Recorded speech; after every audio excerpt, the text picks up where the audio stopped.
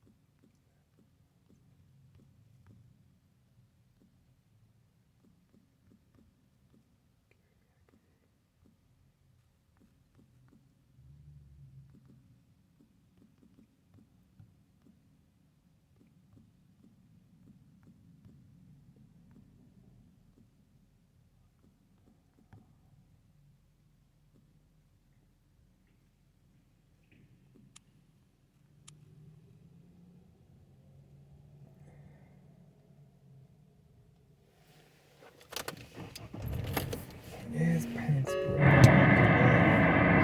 Yeah, I'm not looking at these dumbass.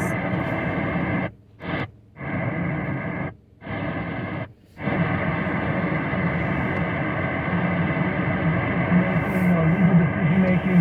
These are the kind of things a forgiving American populace generally accepts because Donald Trump again brings out in these leftists the political stupidity. Here's Fannie Willis in this exclusive interview this past week and said, yeah, I got no regrets. I'm being persecuted because I had a relationship with a man. Oh yeah, that's it. 100%. Yes. Conservatives are known for that, for prosecuting men and women in just dating relationships. That's 100% accurate. And there's no other extenuating circumstances whatsoever. Light right there. I don't feel like my reputation needs to be reclaimed. Let's say it for the record. I'm not embarrassed by anything I've done.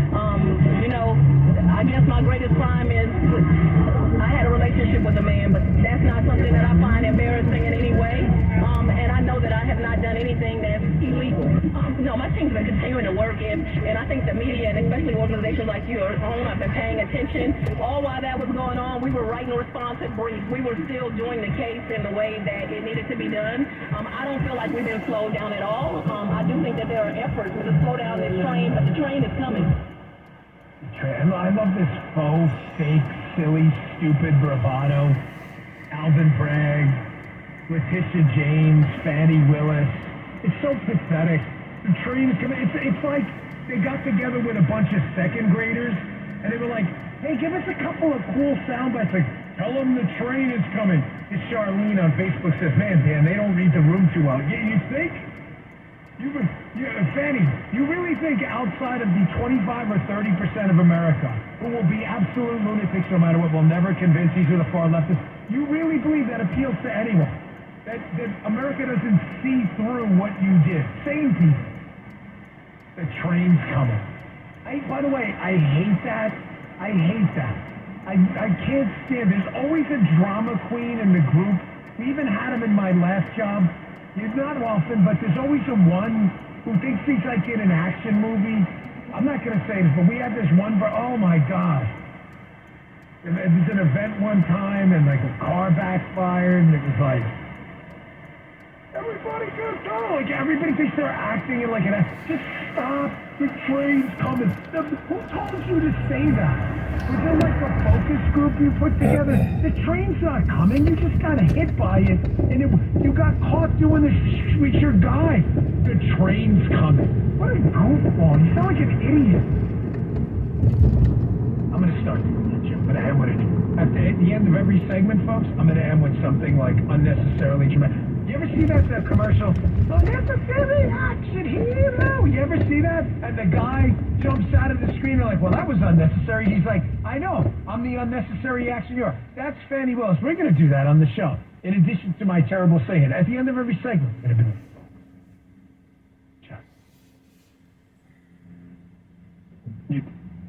You think we'll do it? Yeah, that's a good idea, Jim. We'll incorporate some unnecessary drama into a tease. We'll say like, and up next, ladies and gentlemen, justice is coming. Justice. You don't be laughing like, what a dork. What are these idiots?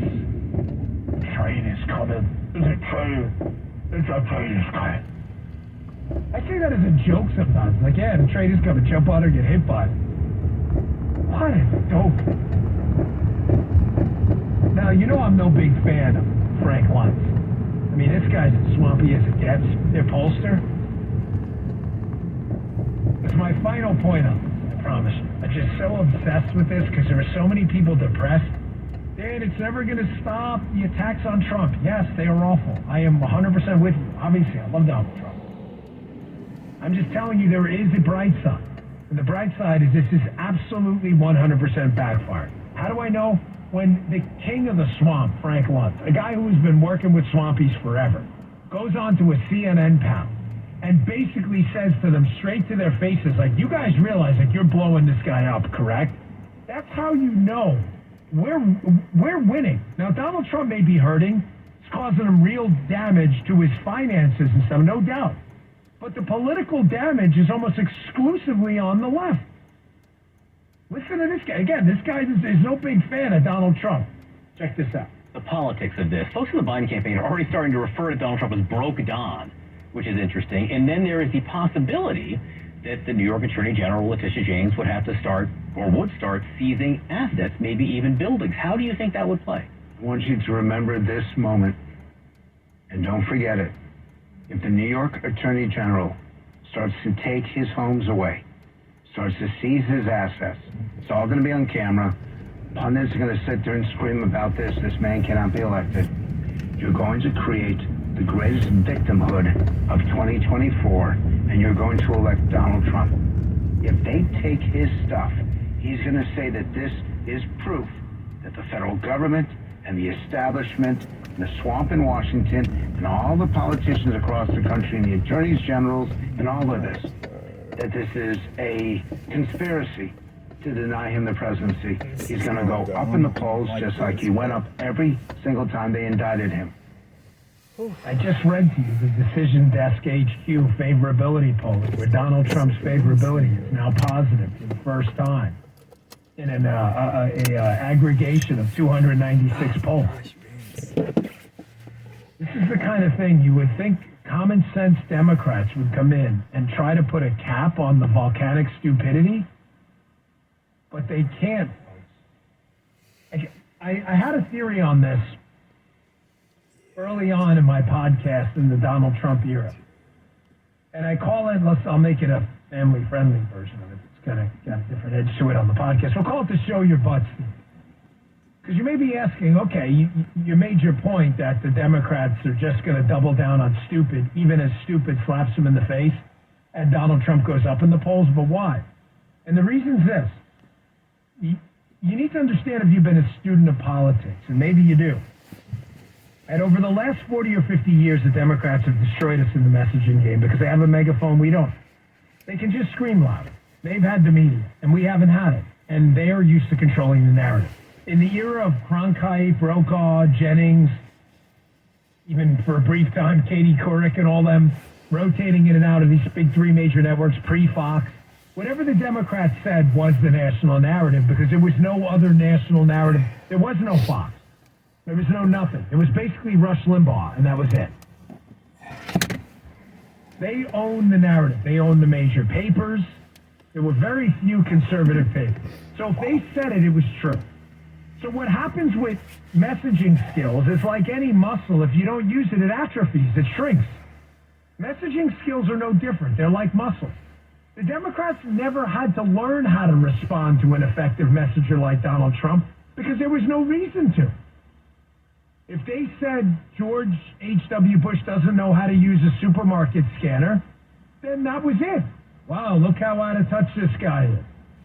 I mean, no one really cares about Democrats doing the exact same thing. No, they had the messaging mechanism of the mainstream media was basically foolproof.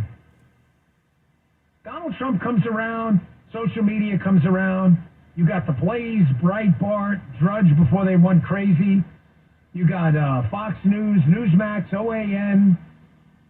All of a sudden, the Democrats are like, my gosh, there's another narrative operation out there we're going to have to defeat. But because their muscles had atrophied so much, what they did is they responded to stupidity with more stupidity. And that's how we got where we are now. Here's what I mean, to put meat on the bone. Trump was so good at this that they would respond and say, hey, Donald Trump's estimation of the crowd size at his inauguration, that's fake news. Trump, I don't know if you realize this, but fake news was a term used to attack Donald Trump. No, that's Trump's thing. You're making my point. You don't even know it. It was not Trump's thing. Go look up the origin of the term fake news. It was the media's term to attack Donald Trump. What did he do? He turned the term around on them, and he started pointing to them in the galleys in the back, going, that's fake news. And he was so good at it, he made their term about them. So what did they do? Instead of responding with some intellectual vigor and reporting real news so that the term wouldn't stick, in order to beat him back, they started reporting more fake news to prove Donald Trump's assertion that fake news wasn't right and that he was the bad guy.